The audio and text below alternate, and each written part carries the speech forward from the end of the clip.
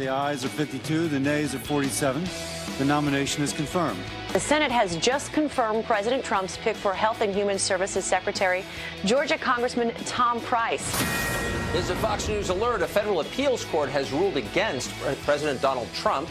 He is not happy about it. President Trump has tweeted his reaction. See you in court. The security of our nation is at stake! Exclamation point. It's a political decision, and we're going to see them in court, and I look forward to doing it. He said, we'll see you in court, and the nation's safety is at risk. That's what this has always been about from the beginning. Wall Street in record territory, not only the Dow, but the S&P 500, the NASDAQ, and a lot of it inspired by what was going on inside the White House. Lowering the overall tax burden on American business is big league. The winter storm stretching from the mid-Atlantic all the way up through New England. Molly Line, she is in the thick of it.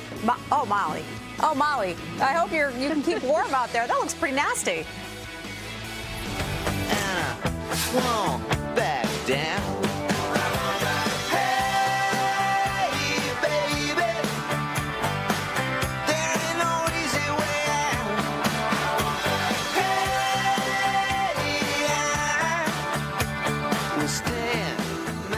Looks like they're making coffee in the White House. The light is on in the kitchen. And they're playing that theme song. Right. Can you imagine? Well, actually, Donald Trump is not backing down. Yesterday, you just saw it. It was Fox News alert yesterday. The Ninth Circuit refused to reinstate the travel ban.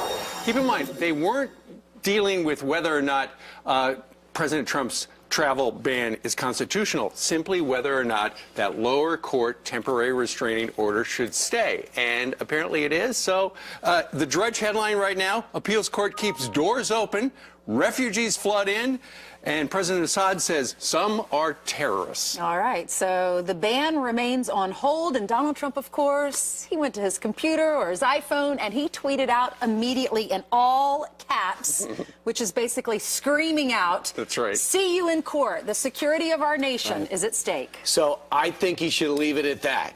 Will he? Maybe. Because he was Donald Trump?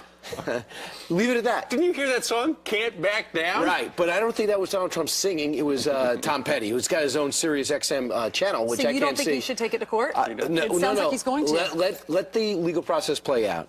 But he's got so much other on his plate. And keep in mind, this was an operation to pause in those 7 terror-laden states without stable governments for a few months in order to set up a vetting procedure. Set up the vetting procedure. Right. And I know it sounds harsh, but really, it's on the courts now. If something happens with these refugees, you can't blame the president. He tried to do what he said he was going to do. He did everything he could, being that he didn't really have an attorney general to lead the charge. And then the courts, whether it was clumsy or not, the court said, no, I'm not going to do it. Whether it's a liberal court or not, it doesn't matter. Bottom line is, Senator Blumenthal, a day after going back and forth with Donald Trump, so in these 90 days, work out with something, because there is a growing sentiment, a reality in those 7 nations, at least, maybe more. We have no idea who's coming here. So let's focus on that for 90 days and then go fight. There's so many other battles to fight. Tax cuts, Obamacare, the Russian sanctions. Easy on this, move on. He has no other choice, Brian. You're absolutely right. But even if he didn't agree with you, he has no choice. What do you mean? It's held up in the courts. Let your legal team do it, but just don't tweet about it. Here's the thing. By the time it makes it through the courts, if it does go to the Supreme Court, he could have already had a vetting process in place. And he can work on that right now. That's exactly my point. See, it's interesting. You look at Politico, which certainly leans to the left. They've got a poll out, shows a majority of Americans support the president's travel ban. He knows that the country is on his side, a majority of them. So think about the optics. It looks like, to the American people looking in, it looks like Donald Trump is opposed by the Democrat Congress. He's opposed by the mainstream media. And now he is opposed by the courts in some cases. And there you've got 2 out of the 3 appointed by Democratic presidents. Last night, the president was in a place where there was a pool of reporters monitoring some of the activities. He said this action, all political. Listen. It's a political decision, and we're going to see them in court, and I look forward to doing it. So you believe the judges made a political decision? We have a situation where the security of our country is at stake, and it's a very, very serious situation. So we look forward, as I just said, to seeing them in court. Okay? Thanks, do you think this has undercut the early days of your presidency? This is such a core issue. This is just a decision that came down, but we're going to win the case. And have you conferred with your new Attorney General on this tonight? Is he a No, part I of it haven't. now? We just heard the decision. How did you find out about the decision, Mr. President? Just saw it. We just saw it just like you did. Via the news, et cetera, the media. But it's a decision that will win, in my opinion, very easily.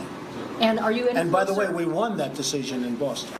See, by him saying it's a decision we're going to win, he clearly is going forward with the legal process. He could come out with another executive order that is simply more focused and more tailored to the needs of the country, but instead we're going forward with this. Let's just hope, Brian, to your point about how it's a 90-day temporary pause, behind the scenes they're working on a process to make sure that extreme vetting does go forward. And let Jeff Sessions do it. Now he's got people there. Go ahead and do it. He wasn't even there when this thing started. So Bill Bennett last night made a lot of sense, but also was very practical in saying, what is the next step?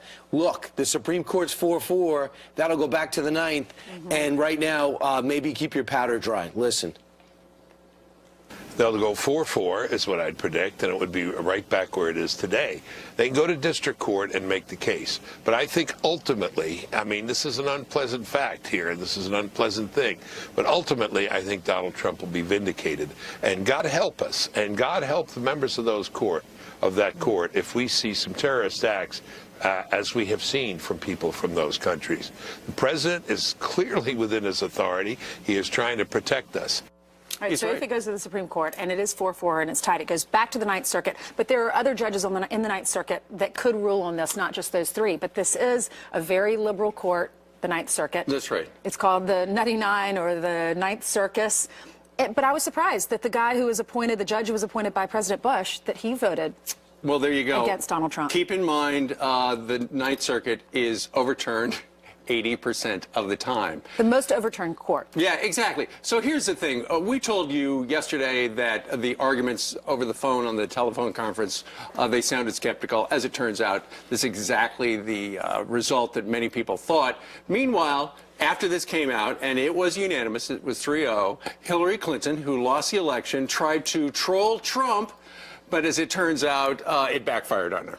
All right, so here it is. She tweeted this out. 3-0. Get it? All three judges against her.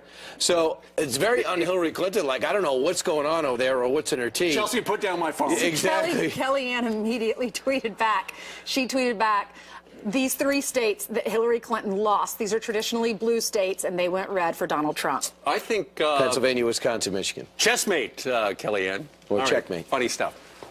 Yep, so there you go. They're back and forth, so they're hot and heavy. Something to keep in mind to put a smile on your face, I think, for people that just want us to get along. There were 4 Democrats who went to see President Trump yesterday about getting together on some... Did you watch Sean Hannity's show last night? He had halfway through the show, he had just a monologue of everything that the president has done over the last 2 or 3 weeks since he's been in office. It's a long list. And if you think about it, aside from this, the president has had a really good week. I mean, he's getting all of his names confirmed for his cabinet. He's adding jobs. He's left and right. These executive orders are coming out. Yesterday, when Jeff Sessions signed on the line to be Attorney General, he had some crime stuff. He's having a good week. Yeah, Steve Mnuchin's on deck. Dave Shulkin's going to be VA Secretary easily. Linda McMahon has gotten a virtual green light for everybody. So he's getting his team in place. I think everyone's like, please, just get these people in place so we can move on, right? Right. And we've had so much, so much has already happened. It's only been 3 weeks. He's only been president 3 weeks. Right. And we've slept 9 minutes because it's been nonstop action. Hey, Heather, now, what's happening? Heather, it's Friday. Things were supposed to be quiet after the election. Yeah, right. He has not stopped, and he's keeping us on our toes, for sure. All right, good morning to you. Happy Friday, as Ainsley would already say. No more alarm clocks, right? Well, we have another marathon fight on Capitol Hill, finally ending with an early morning vote to confirm Health and Human Services Secretary Tom Price. The ayes are 52, the nays are 47. The nomination is confirmed. Now, why is this one so significant? Obamacare. Price will be key in helping President Trump repeal and replace that. Well, massive evacuations underway at this hour after look at this. A pipeline explodes in Louisiana. Take a look at the video. A high-velocity pipeline packed with propane and other dangerous gases. Police in St. Charles Parish, Louisiana, believe that a valve failed. 60 families were forced out of their homes, at least until this stops burning. We're told that could take days. 2 workers were hurt. A third is missing, and they're looking for that worker at this hour. We'll keep you posted as we pray for for his or her safety. Well, new video coming in overnight of protesters blocking an entrance to the 101 freeway in Los Angeles in response to increased immigration raids in Southern California. Well, this after what is likely the first deportation of an illegal immigrant under President Trump's new immigration policies. Her name, Guadalupe Garcia de Reos. She's been in the United States illegally for 22 years. She was convicted for faking a Social Security card back in 2008. Her illegal status routinely overlooked under President Obama, but agents just deporting her, sparking protests. We told you about this one just yesterday. That's when folks blocked this car that was delivering her somewhere. Her daughters protected under the DREAM Act. They call the move unfair. More on that as we get it. And they'll take the Super Bowl trophy and rings, but now 6 New England Patriots are giving the White House the stiff arm. Running back L.A. Garrett Blunt, defensive end Chris Long, and defensive tackle Alan Branch, the latest players to back out of a presidential visit. Well, they join Martellus Bennett, Donta Hightower, and Devin McCourtney refusing to go to the White House, where the White House is going to honor them. Such a shame that they're choosing to do that. Right. The People's House, everybody's invited. They apparently don't like President Trump. But there's a lot of there's always 2 or 3 guys or women, whatever, who don't go. My feeling is it'll be in double figures soon because there'll be pressure on others to do the same thing. Yeah, you think so? Too bad. What a shame, though. I mean, we should all be able to go there regardless of who's sitting in office. Yeah, the Super Bowl should not be political. That. Yeah, exactly. Listen, it's Friday. Shame. People got the weekend. They're like, whatever. If you don't want to go to the White House, don't go. I've got other things to worry about. And Monday, we're going to whatever. be very worried about it. Yeah, I mean, there you go. Is that Howie Long's son? Chris Long? It is, Chris Long. Wow. Okay. Pretty crazy. Yeah. Well, you know what? I'm sure there are a bunch of Atlanta Falcons who'd like to go. Yes. They can fill up the house. Maybe next year. All right. Meanwhile, coming up, the Trump administration putting Senate Democrats on blast for dragging out the confirmations to an historically slow pace. Our next guest has the proof to back up the White House. Good job adding the "and" before historically. And historic. I didn't know that Look at this, until guys. recently. This is so hard. Plus, if you think this is bad, just wait and see what happens next to this unlucky cheerleader. It is dangerous to do this job. That hurts. Oh.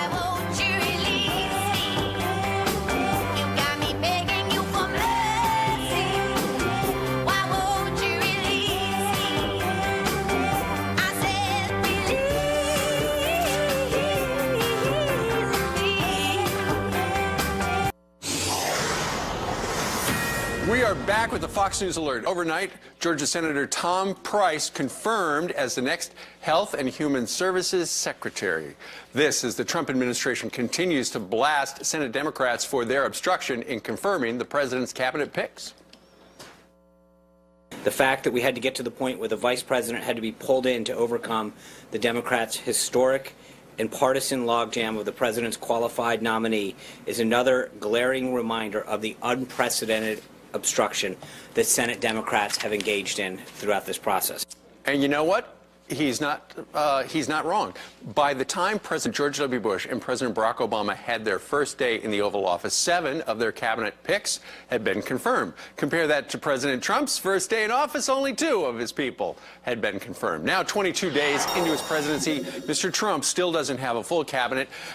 We just got the Attorney General yesterday, as Democrats continue to drag their feet. So what's going on? Let's talk to Fox News contributor Lisa Booth. She's the founder and president of High Noon Strategies, also a contributor for the Washington Examiner. Lisa, good morning to you. Good morning, Steve.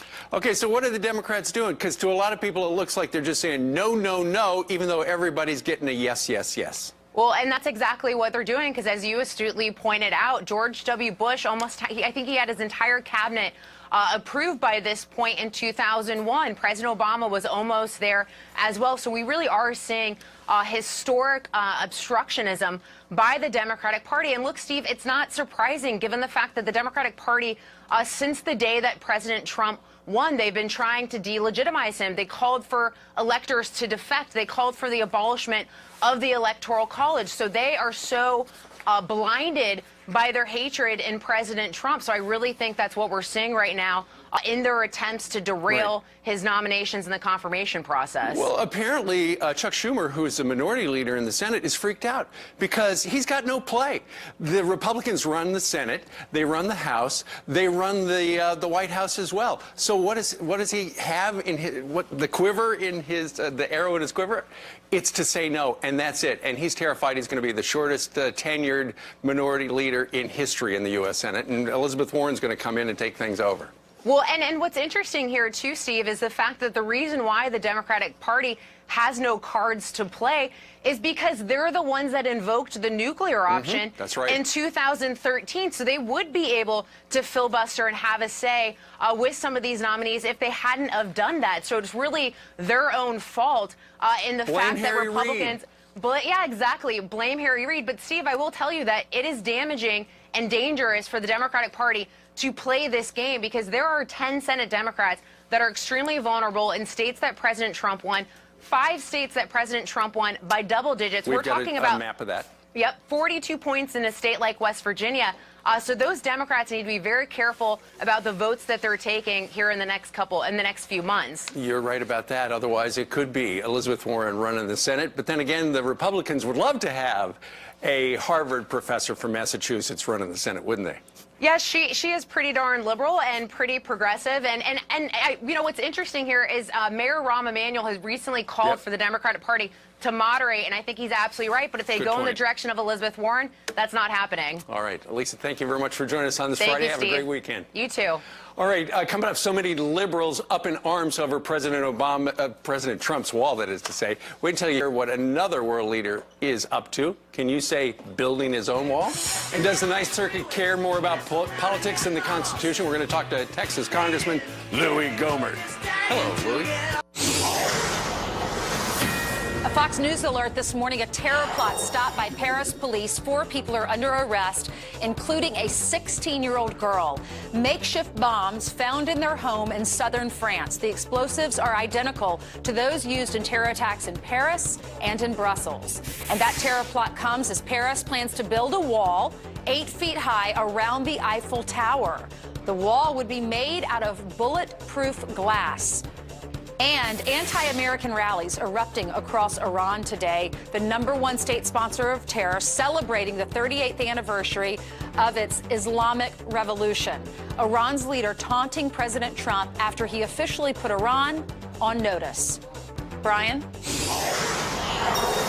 Fox News alert now. The Ninth Appeals Court upholds a ruling to halt President Trump's travel ban. So what's the next step for the Trump administration in fighting this? The best next step.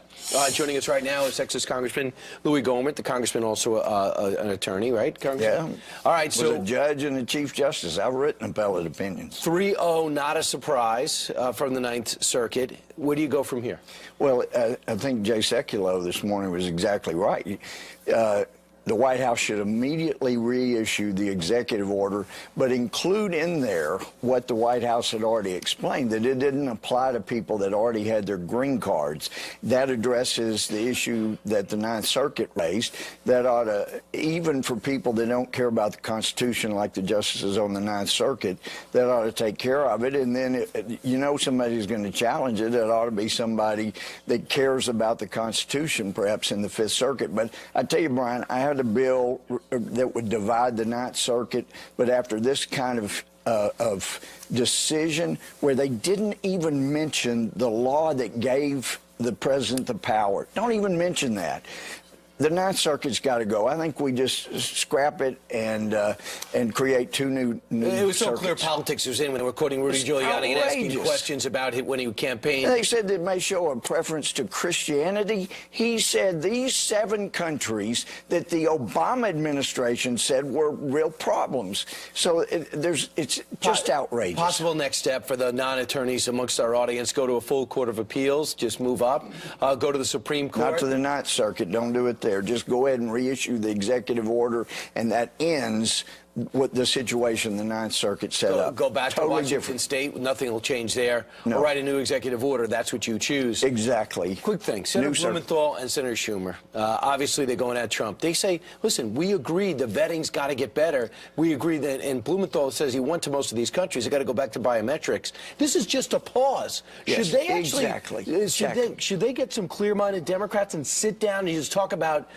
better vetting, the extreme vetting, instead of even worrying about this pause? Well, after hearing Chuck Schumer this morning, and sometimes I have respect for the things he's done and said, but I'm telling you what, Brian, this crud this morning is just outrageous. I don't believe you're going to find four that will do that. I think it's time to move forward. The president's trying to protect the American public, and he had information that he relied on to help America. So, in fact, Schumer, I got to say, he said that this confirmation at 2 or so in the morning of Tom Price was start in the war on seniors. On war on seniors.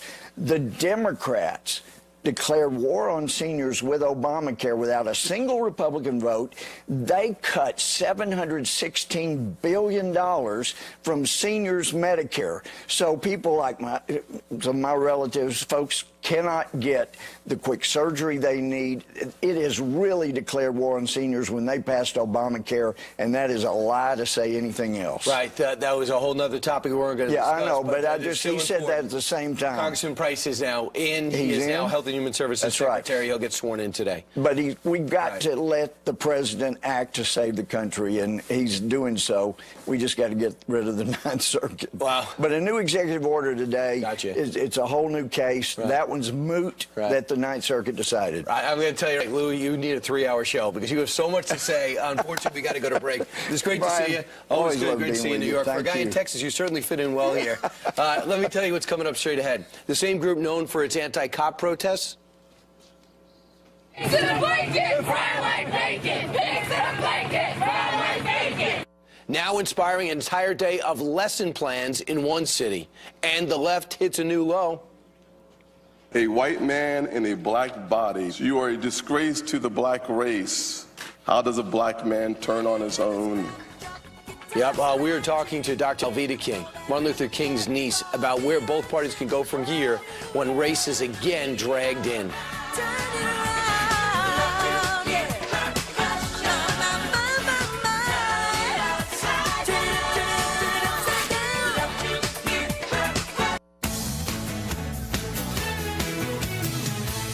Senate Minority Leader Chuck Schumer's office recently reported that it gets around 1.5 million calls from constituents per day, but most of them are just people asking him to push up his glasses. Yes, hello? It's very distracting to me. On the end of his nose for many, many years. All right. A lot of people do that, though, because they're reading. They need the glasses to read, right? Thanks, Ben Franklin, for the bifocal idea. Joining us now is the niece of Dr. Martin Luther King Jr. and a Fox News contributor, Dr. Alveda King. Welcome. And Dr. King, I guess I saw you run to the microphones to put the 2 cents in when your aunt's name was brought into the record with Elizabeth Warren. And next thing you know, it's Tim Scott getting the racial backlash.